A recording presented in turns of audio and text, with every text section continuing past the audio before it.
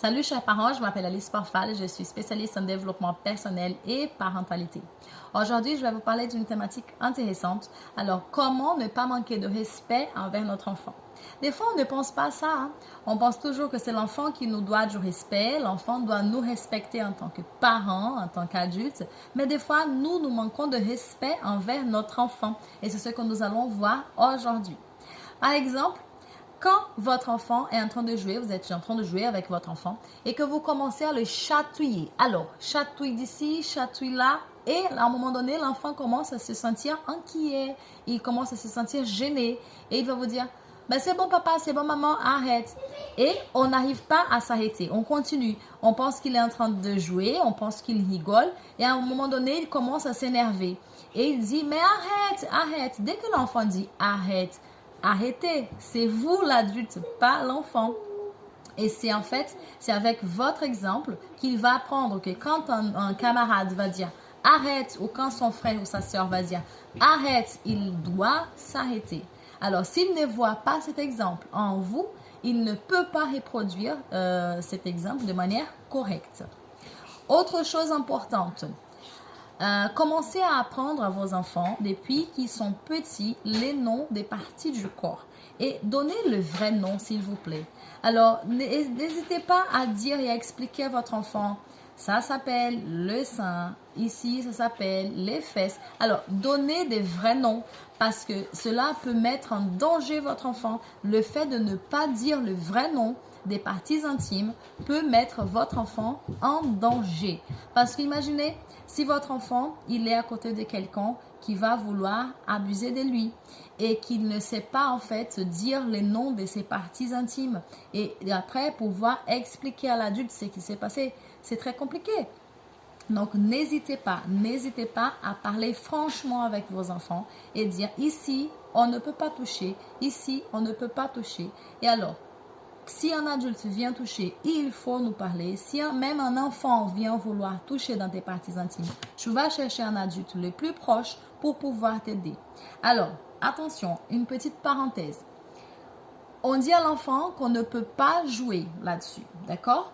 Mais pendant qu'on est en train de jouer, on joue en touchant. Hein? On touche les seins, on touche les fesses.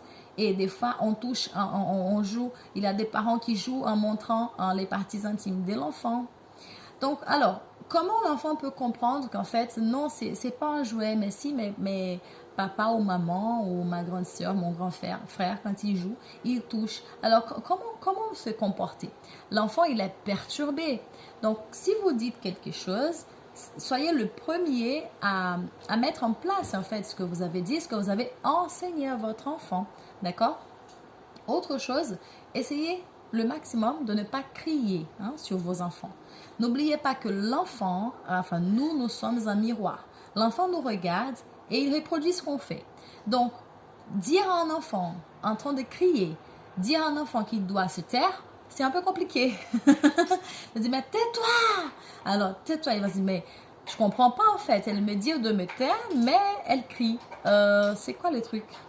Donc, vous voyez, et quand je me comporte de cette façon, je manque de respect aussi envers notre enfant. N'oubliez pas, l'enfant, c'est un individu qui mérite d'être respecté. Et si vous voulez que votre enfant soit respectueux envers les autres, soyez d'abord vous respectueux envers votre enfant. Parce que, en fait, c'est une relation, c'est un échange permanent. Si vous voulez que votre enfant vous aide, aidez-le à ranger leurs jouets, par exemple. Si vous voulez que vos enfants vous soient reconnaissants, soyez d'abord reconnaissants envers eux.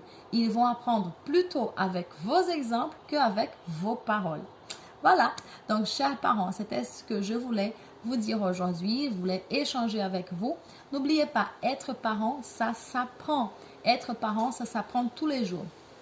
Et une fois, j'ai vu une phrase d'une personne qui a dit être parent, c'est difficile pour les parents qui veulent être les meilleurs. Donc, si vous trouvez que la parentalité, elle est difficile, c'est vrai, je suis d'accord, elle est difficile, mais ce n'est pas impossible de donner les meilleurs que nous avons à nos enfants pour qu'ils puissent grandir avec une maturité émotionnelle suffisante pour pouvoir faire face aux dangers de la vie, aux dangers de la société. Parce qu'on ne va pas se mentir, la société n'est pas facile. La société qui les attend n'est pas facile, ne va pas leur faire des cadeaux.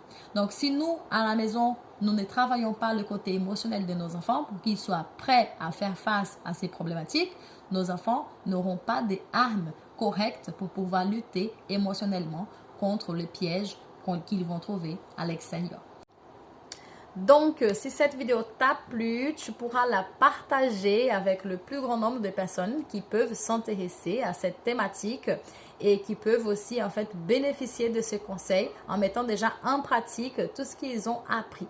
Alors, mais avant de te laisser partir, j'aimerais t'inviter à participer à un événement fantastique qui aura lieu au mois de novembre. Oui, en fait, l'événement s'appelle Parentalité 4.0. Si tu es intrigué par ce titre, si ce mot te parle, parentalité ou même 4.0, je t'invite à t'abonner sur mon Instagram @aliceporfal.